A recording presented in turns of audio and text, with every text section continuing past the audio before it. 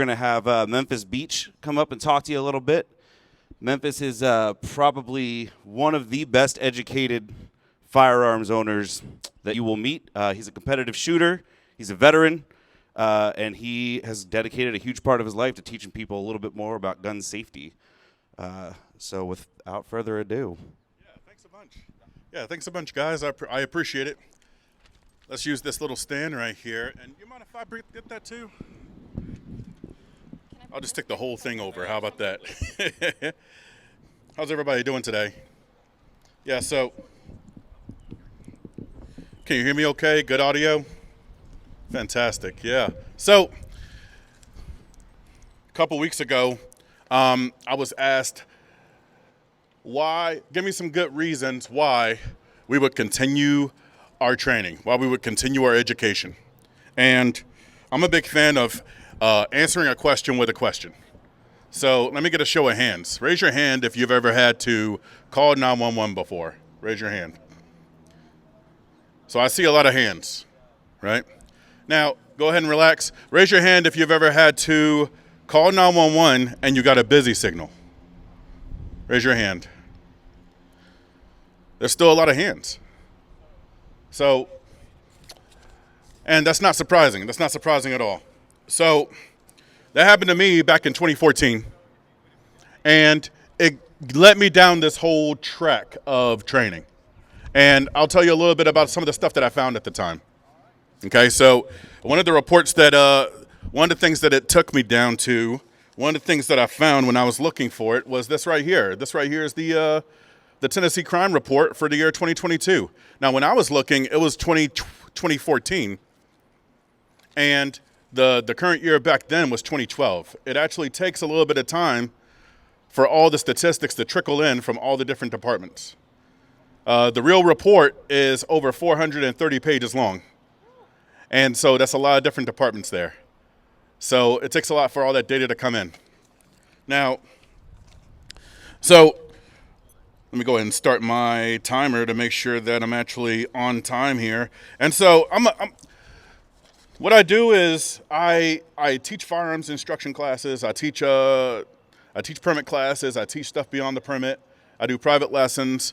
And also during the day, my main job, what really pays my bills, is I'm an IT guy. I've been doing that for 14 years.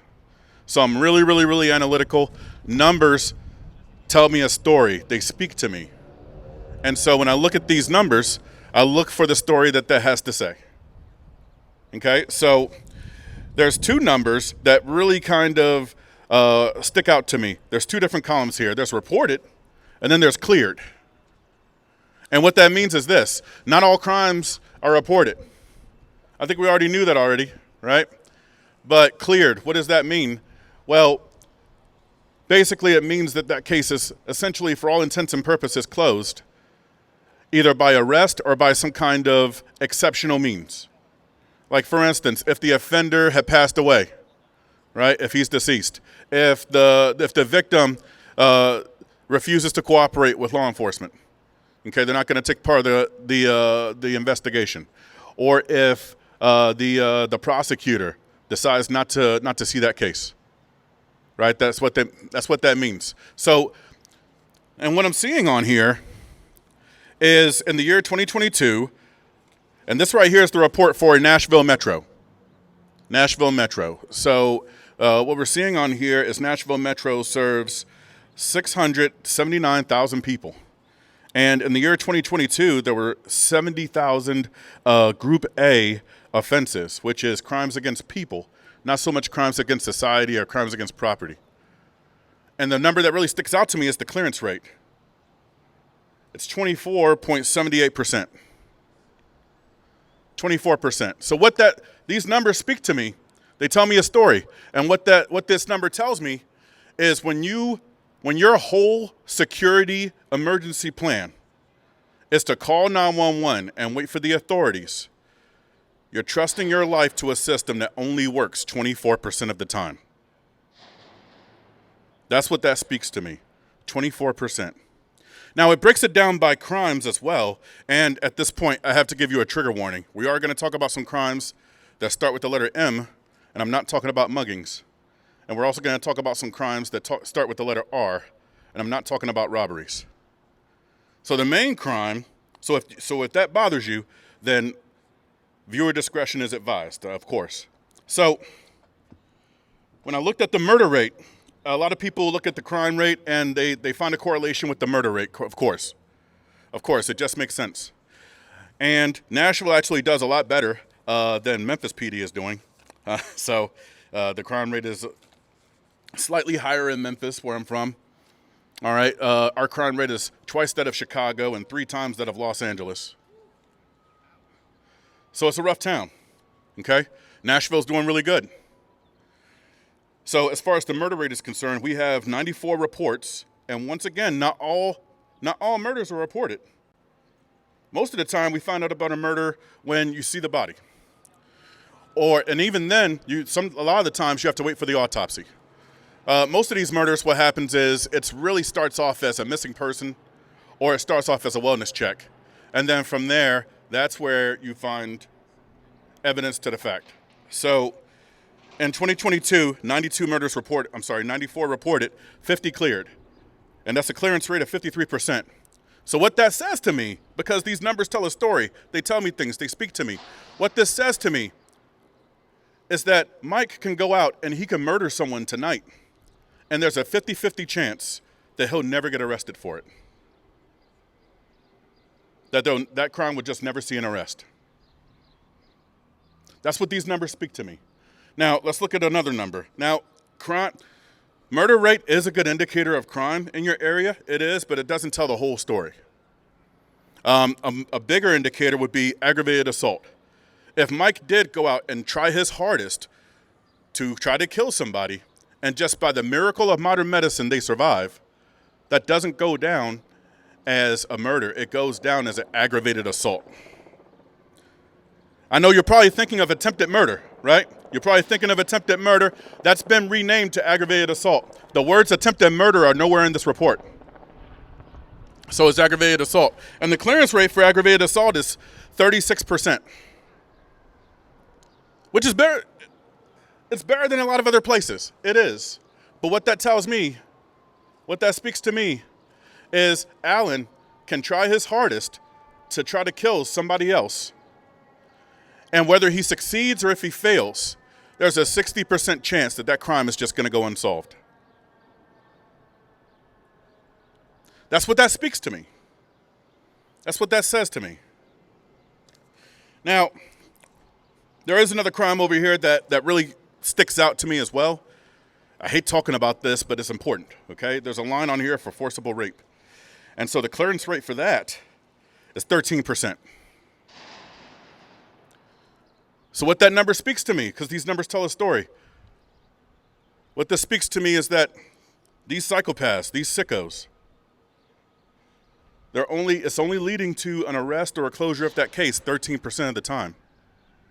And the other 17 out of 20 of these bastards, another 17 out of these 20 atrocities, are never seeing an arrest. These dudes are still out there. So it was extremely shocking to me when I saw this stuff. And once again, this right here is best case scenario. This is best case scenario. Our best estimates when it comes down to forcible rapes, our best estimates is that only 1 in 4 are being reported. So this number is optimistic. At best, it's a 13% clearance rate. The actual number is much lower. So why should we continue our training? Because if you're relying on 911, if you're relying on this to be your sole security, if this is your only line of self-defense, you're relying on a system that only works 24% of the time. Just like when we had a busy signal with that 911 call, 911 is not coming to save you. You have to be your own first responder. The responsibility to protect yourself and your family is up to you. You got to be your own cop. You got to be your own paramedic. You got to be your own firefighter. And that requires training. You got to know how to do this stuff. So now I'm not saying all this to bash Nashville Metro PD. I think they're some of the best Americans I've ever met in my entire life. They're absolutely wonderful people. They are great folks, but they'll be the first to admit that they can't be everywhere. And also, here's another thing that's really kind of shocking. Another thing that's kind of shocking to me is that it's not even their job to protect you. It's not the job of law enforcement to protect you. And when I found that, I was like, is that what the law says? Well, it's what the court says. It's what the court says. So back in 2018, a psychopath walked into Marjorie Stoneman Douglas High School in Parkland, Florida. This happened in 2018. And when he did that, he snuffed out 17 lives. 17 lives were taken from us that day. The police response was so incompetent that they sued the police. That case made it up to the 11th Circuit Court of Appeals. And what that court found was that it was not the responsibility of law enforcement to save those children that day. It's not their job to protect you. It's not their job. It's not even the first time we've ever talked about this. So we have a couple of cases that made it up to the Supreme Court. Back in 2005, Castle Rock versus Gonzalez, a woman sued the police because they failed to protect her from her husband. She had filed a restraining order against her husband. He disobeyed that restraining order. He violated that restraining order. And then he went on to abduct and murder their 3 children. She took that case to the court. She sued the police and made it up to the Supreme Court. And what they found was that it was not their responsibility. It was not the responsibility of law enforcement to protect her or her children. That wasn't even the first time the Supreme Court even saw that case. We talked about 2018. We talked about 2005. Let's go back to 1989. 1989, DeShaney versus Winnebago County Department of Social Services.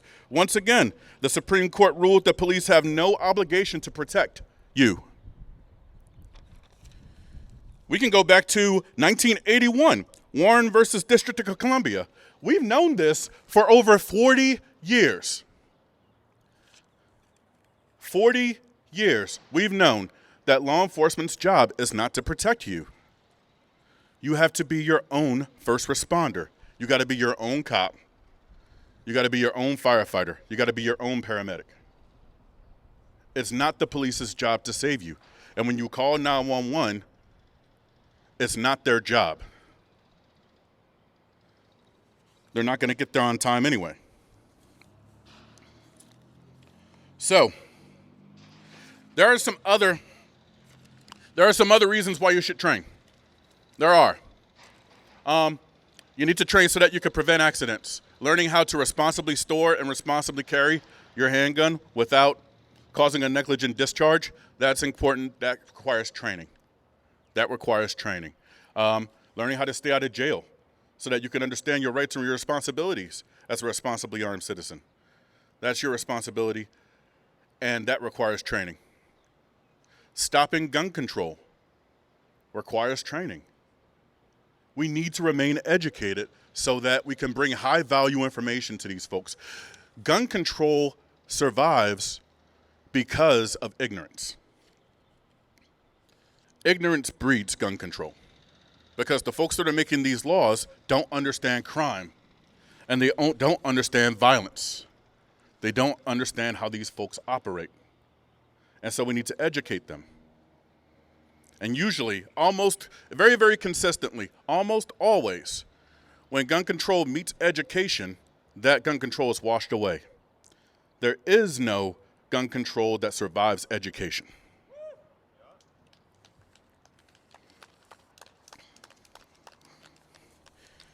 So why do we need to train? Why do we need to continue our education?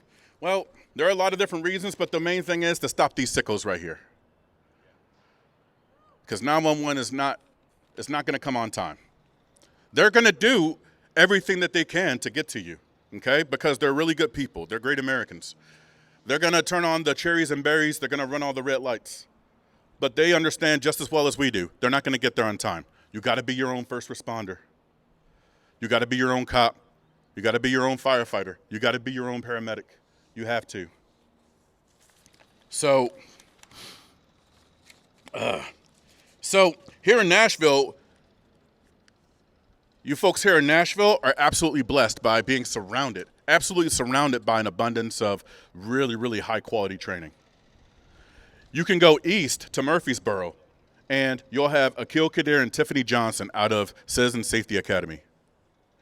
You can go west down to I-40, and you got Royal Range right there on the I-40. A lot of those guys are Rangemaster certified instructors. You can go south to Franklin, and you have Kristen Benton of She Shoots Training. Extremely competent, one of the best in the nation. You can go north up to Clarksville, and you got Shane Kerwin of Personal Survival Solutions. Special Forces guy, dude is a solid dude. We can go over by the airport, and you have a bunch of Rangemaster certified instructors at Glock Store. And you can go to Tactical Response in Camden. That's not too far from here. Guys, you are absolutely surrounded by high quality education, and it's free. It's available for you. So we need it. We need that.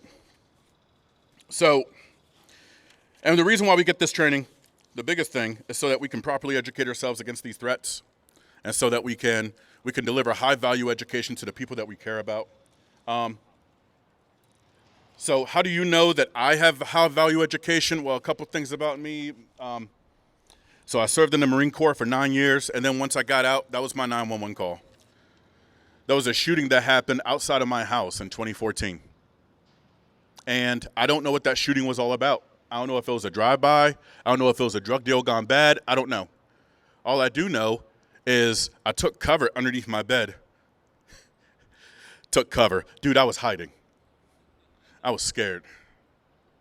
And there I was, Beretta in one hand, cell phone in the other, and when I called 911, I got a busy signal. And that started me down this training right here. That started me down this road, and I really never stopped. So at this point, I've trained with over 50 instructors, and I've accumulated over 900 hours of classroom instruction.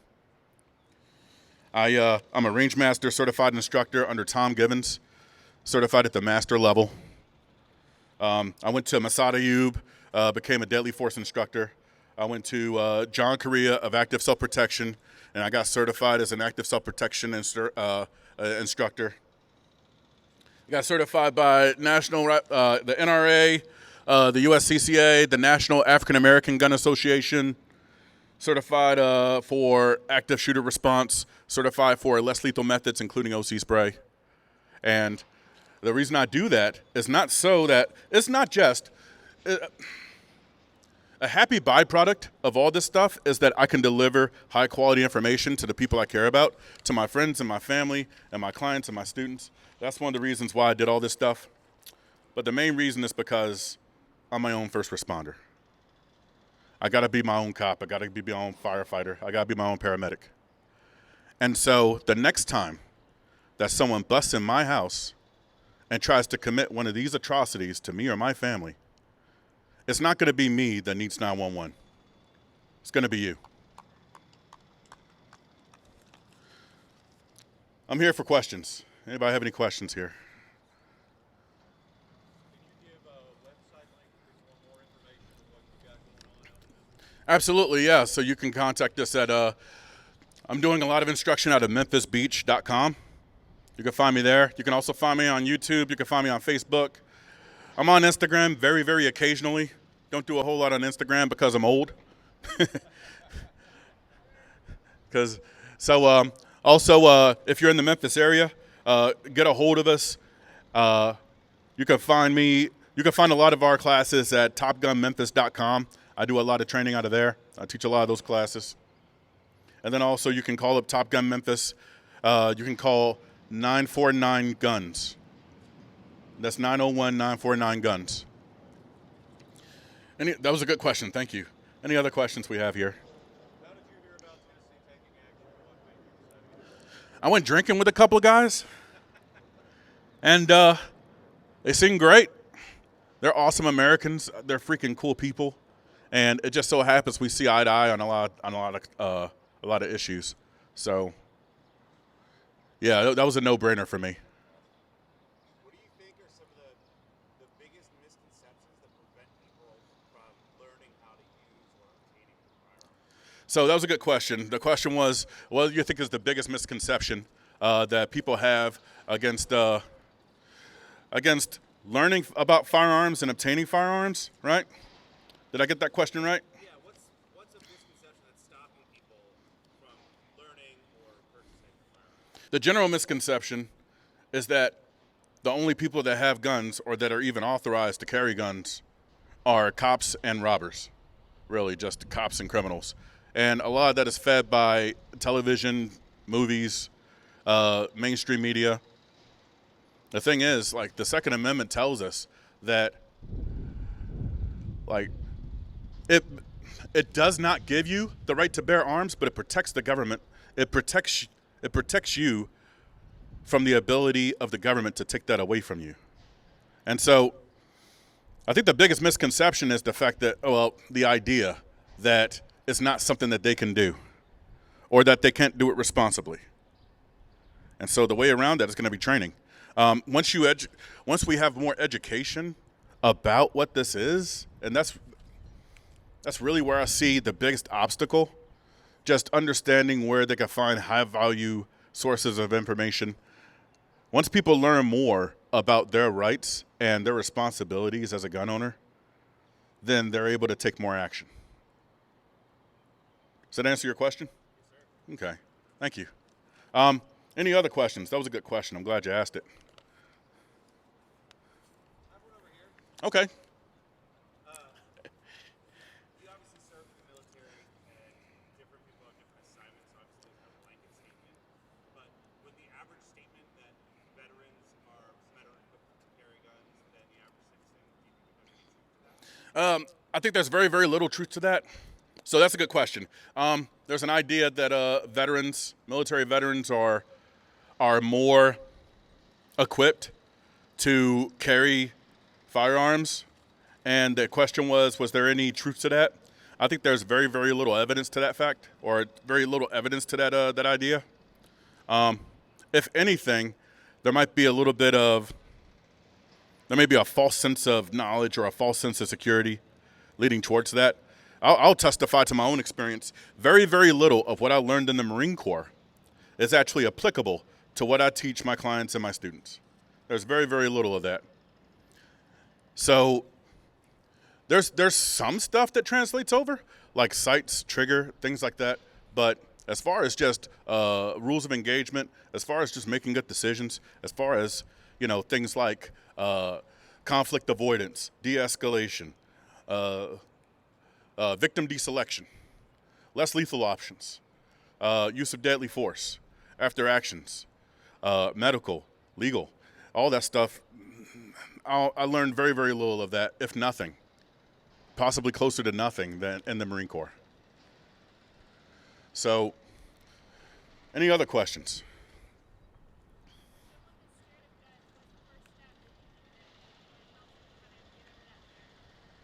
So that's a good question too. So the question is, for someone that's afraid of guns, what's the first step to get over that fear? And I would say the first step is to find someone you trust that is also very knowledgeable about guns and have some really deep conversations with them. Okay, figure out how they got started, where they go for information, and then go for it from there.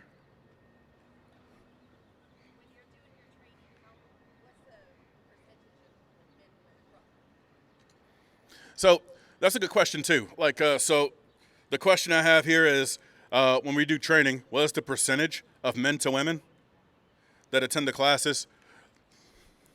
So it really depends on the class. It highly depends on the class. So of course, ladies-only classes, such as holster clinics and ladies-only marksmanship classes, ladies-only permit classes, you're not going to find any guys in there. If guys show up, we ask them to leave. Go grab a beer somewhere, okay? Like there's a bar across the street from us. As far as your other classes, as we get more and more towards the gateway instruction, we end up finding more ladies in there than guys, except for on the weekends. On the weekends, with specifically permit classes and beyond the permit, we're finding more guys than ladies. So now, as far as private lessons go, it's really kind of 50-50 because, and the reason why the ladies' classes are really just kind of where a lot of the ladies are going, it really comes down to the way they're treated, not really so much by the instructor, but by the other students. You'll have a guy that just so happens to be that guy. It'll be another guy in the class that, you know, in his heart of hearts, he believes he should be teaching the class, but he's sitting here as a student. And that's the type of guy that really just kind of ruins things for the whole rest of the class. You really need that instructor to lock that down early and strongly. So does that answer your question? Excellent. Any other questions we have here? These are really good questions. This is a good group. Guys, I'm going to be around all day. I deeply appreciate you for having me. And I just want to say thank you for continuing the fight. Thanks for being here.